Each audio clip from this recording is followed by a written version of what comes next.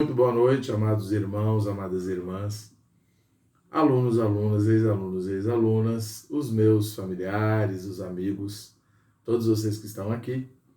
Vamos nós aqui continuar a nossa caminhada lendo a palavra de Deus. Lembrar sempre que quem é inscrito, se puder nos ajudar a divulgar, a gente agradece, Deus também agradece. Quem ainda não é inscrito, se puder se inscrever também, será muito bom. Quanto mais a gente puder levar adiante essa palavra, melhor. Tudo bem? Então vamos lá para Gênesis 37, 38 e Mateus 13. Como sempre a gente diz aqui, a gente lê de forma contínua, né? Não preciso falar, agora é capítulo 38. Vou lendo e vou contando a história até terminar o capítulo 38. Tudo bem? Então vamos lá. Habitou Jacó na terra das peregrinações de seu pai, na terra de Canaã. Esta é a história de Jacó. Tendo José 17 anos, apacentava os rebanhos com seus irmãos, sendo ainda jovem. Acompanhava os filhos de Bila e os filhos de Zilpa, mulheres de seu pai, e trazia más notícias deles a seu pai. Ora, Israel amava mais a José que a todos os seus filhos, porque era filho da sua velhice, e fez-lhe uma túnica talar de mangas compridas.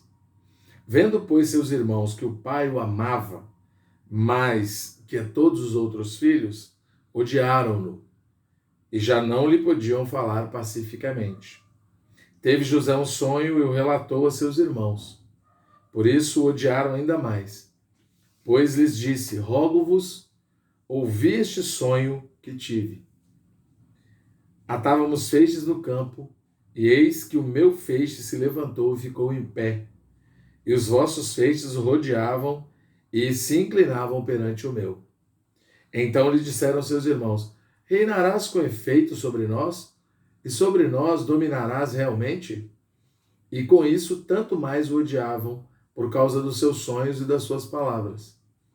Teve ainda outro sonho e o referiu a seus irmãos, dizendo: sonhei também que o sol, a lua e 11 estrelas se inclinavam perante mim. Contando-o a seu pai e a seus irmãos, repreendeu o pai e lhe disse: que sonho é esse que tiveste? Acaso viremos eu e tua mãe e teus irmãos a inclinar-nos perante ti em terra? Seus irmãos lhe tinham ciúmes. O pai, no entanto, considerava o caso consigo mesmo. E como foram os irmãos apacentar os rebanhos do pai em Siquém? Perguntou Israel a José: não apacentam teus irmãos o rebanho em Siquém? Vem, enviar-te-ei a eles. Respondeu-lhe José: eis-me aqui. Disse-lhe Israel: vai agora e vê se vão bem teus irmãos e o rebanho, e traze-me notícias. Assim o enviou do vale de Hebrom, e ele foi a Siquém. E um homem encontrou José que andava errante pelo campo. E lhe perguntou: o que procuras? Respondeu: procuro meus irmãos. Dize-me onde apacentam eles o rebanho? Disse-lhe o homem: foram-se daqui, pois ouvi-os dizer: vamos a Datã. Então seguiu José atrás dos irmãos e os achou em Dotã, não Datã. De longe o viram, e antes que chegasse, conspiraram contra ele para o matar. E dizia um ao outro: vem lá o tal sonhador. Vinde, pois, agora, matemo-lo e lancemo-lo numa destas cisternas, e diremos: um animal selvagem o comeu, e vejamos em que lhe darão os sonhos. Mas Rúben, ouvindo isso, livrou-o das mãos deles e disse: não lhe tiremos a vida. Também lhes disse Rúben: não derrameis sangue, lançai-o nesta cisterna que está no deserto, e não ponhais mão sobre ele. Isto disse para o livrar deles, a fim de o restituir ao pai. Mas logo que chegou José a seus irmãos, despiram-no da túnica, a túnica talar de mangas compridas que trazia, e tomando-o, o lançaram na cisterna vazia sem água. Ora, sentando-se para comer pão, olharam e viram que uma caravana de ismaelitas vinha de Gileade. Seus camelos traziam aromatas, bálsamo e mirra que levavam para o Egito. Então disse Judá a seus irmãos: de que nos aproveita matar o nosso irmão e esconder-lhe o sangue? Vinde, vendamo-lo aos ismaelitas. Não ponhamos sobre ele a mão, pois é nosso irmão e nossa carne. Seus irmãos concordaram. E passando os mercadores midianitas, os irmãos de José o alçaram e o tiraram da cisterna e o venderam por 20 siclos de prata para os ismaelitas. Estes levaram José ao Egito. Tendo Rubem voltado à cisterna, eis que José não estava nela. Então rasgou as suas vestes. E voltando a seus irmãos, disse: não está lá o menino, e eu para onde irei? Então tomaram a túnica de José, mataram um bode e a molharam no sangue. E enviaram a túnica talar de mangas compridas, fizeram-na levar a seu pai e lhe disseram: achamos isto, vê se é ou não a túnica do teu filho. Ele a reconheceu e disse: é a túnica de meu filho. Um animal selvagem o terá comido certamente. José foi despedaçado. Então Jacó rasgou suas vestes, se cingiu de pano de saco e lamentou o filho por muitos dias.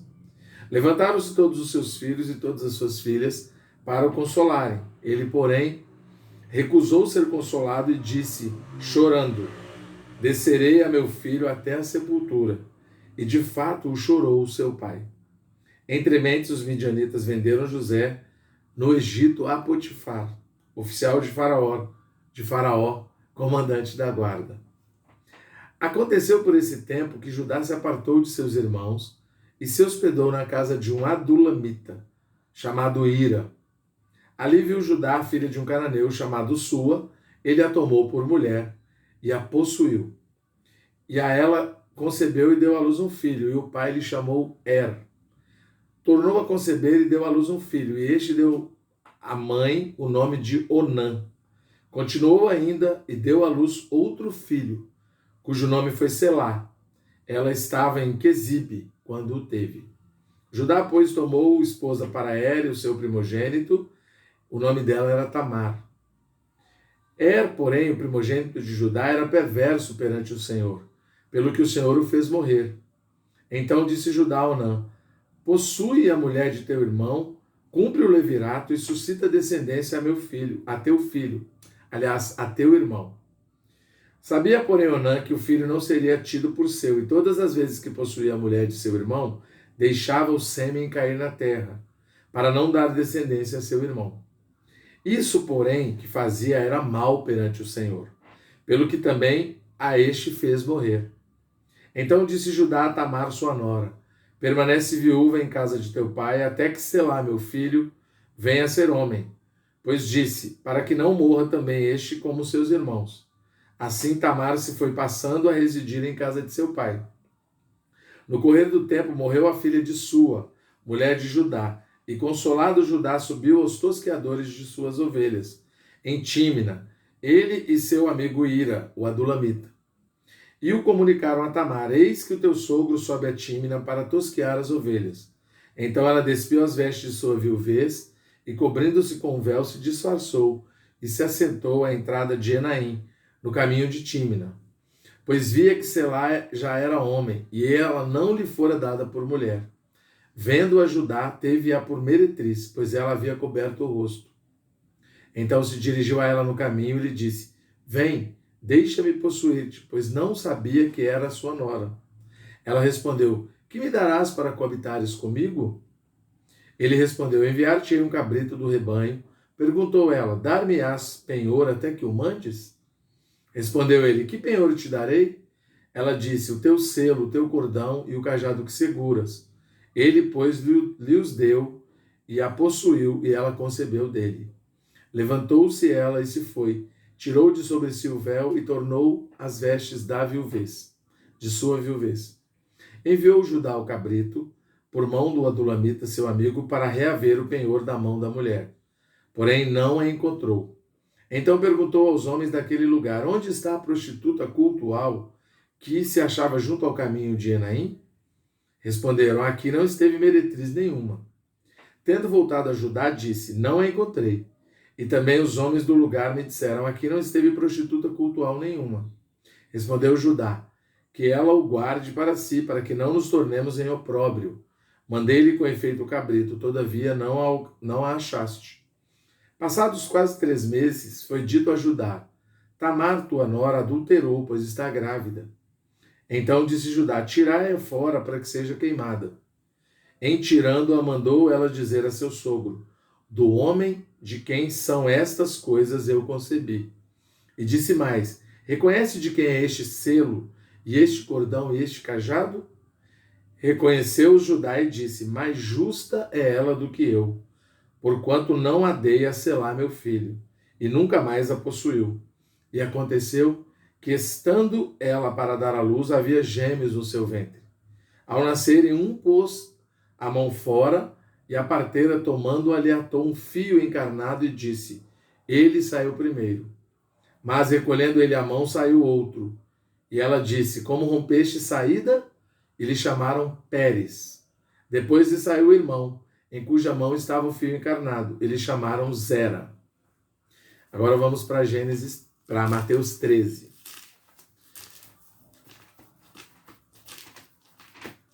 Mateus, capítulo 13, inteiro, né? Ok? Beleza? Vamos lá. Pronto. Naquele tempo, naquele mesmo dia, saindo Jesus de casa, assentou-se à beira-mar.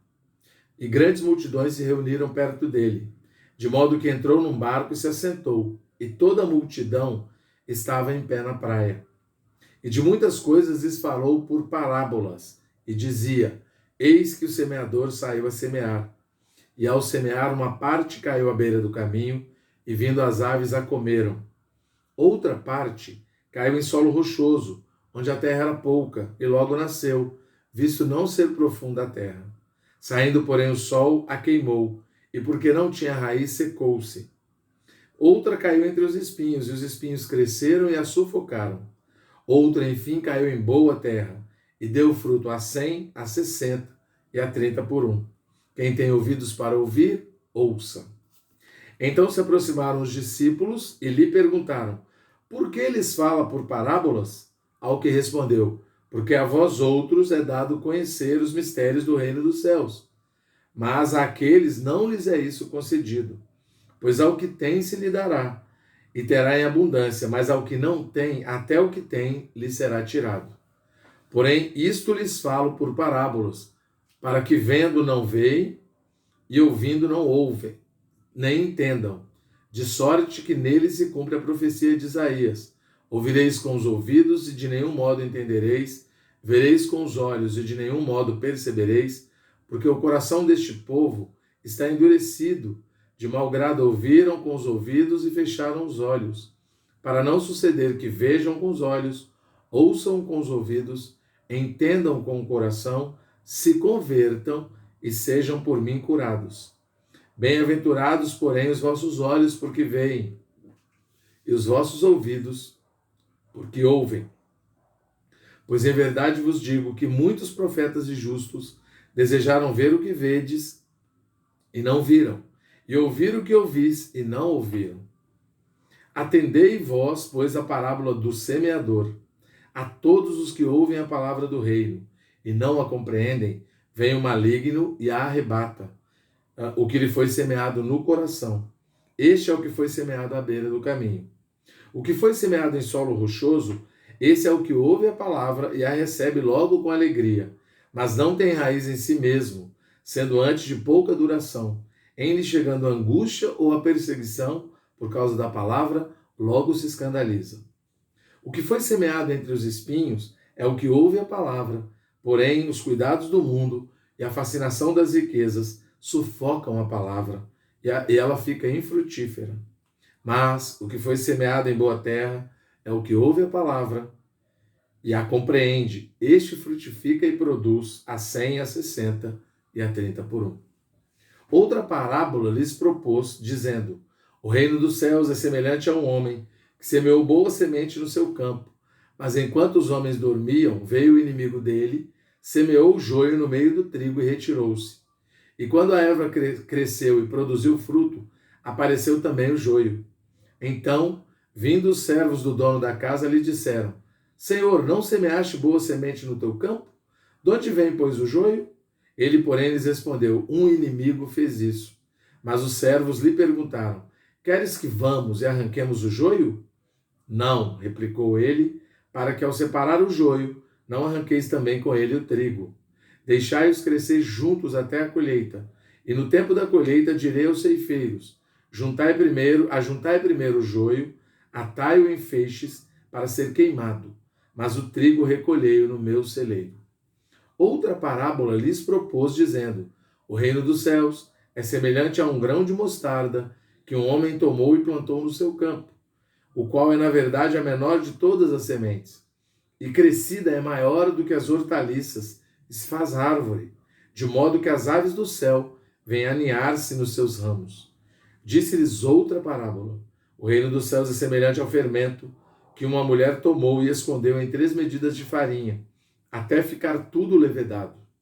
Todas estas coisas disse Jesus às multidões por parábolas, e sem parábolas nada lhes dizia, para que se cumprisse o que foi dito por intermédio do profeta Isaías.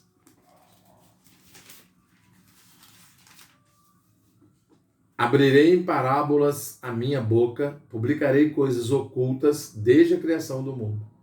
Então, despedindo as multidões, foi Jesus para casa. Chegando-se a ele, os seus discípulos disseram: explica-nos a parábola do joio e do campo. E ele respondeu: o que semeia a boa semente é o filho do homem.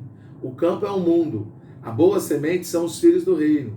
O joio são os filhos do maligno. O inimigo que o semeou é o diabo. A ceifa é a consumação do século, e os ceifeiros são os anjos. Pois assim como o joio é colhido e lançado ao fogo, assim será na consumação do século. Mandará o Filho do Homem os seus anjos, que ajuntarão do seu reino todos os escândalos e os que praticam a iniquidade, e os lançarão na fornalha acesa. Ali haverá choro e ranger de dentes. Então os justos resplandecerão como o sol no reino de seu Pai. Quem tem ouvidos para ouvir, ouça. O reino dos céus é semelhante a um tesouro oculto no campo, o qual certo homem, tendo achado, escondeu, e transbordante de alegria vai, vende tudo que tem e compra aquele campo. O reino dos céus é também semelhante a um que negocia e procura boas pérolas, e tendo achado uma pérola de grande valor, vende tudo o que tem, o que possui, e a compra. O reino dos céus é ainda semelhante a uma rede que, lançada ao mar, recolhe toda sorte de peixes. E quando já está cheia, os pescadores arrastam-na para a praia, e assentados escolhem os bons para os cestos, e os ruins deitam fora. Assim será na consumação do século. Sairão os anjos, separarão os maus dentre os justos, e os lançarão na fornalha acesa. Ali haverá choro e ranger de dentes. Entendestes todas essas coisas? Responderam-lhe, sim. Então lhes disse: por isso todo escriba, versado no reino dos céus, é semelhante a um pai de família que tira do seu depósito coisas boas e coisas velhas. Tendo Jesus proferido estas parábolas, retirou-se dali. E chegando à sua terra, ensinava-os na sinagoga, de tal sorte que se maravilhavam e diziam: de onde lhe vem esta sabedoria e estes poderes miraculosos? Não é este o filho do carpinteiro? Não se chama sua mãe Maria e seus irmãos Tiago, José, Simão e Judas? Não vivem entre nós todas as suas irmãs? De onde lhe vem, pois, tudo isto? E escandalizavam-se nele. Jesus, porém, lhes disse: não há profeta sem honra, senão na sua própria terra e na sua casa. E não fez ali muitos milagres, por causa da incredulidade deles. Louvado seja o Senhor. Hoje a gente tem umas palavras meio repetidas assim, eu espero que vocês tenham entendido. Deus abençoe a todos.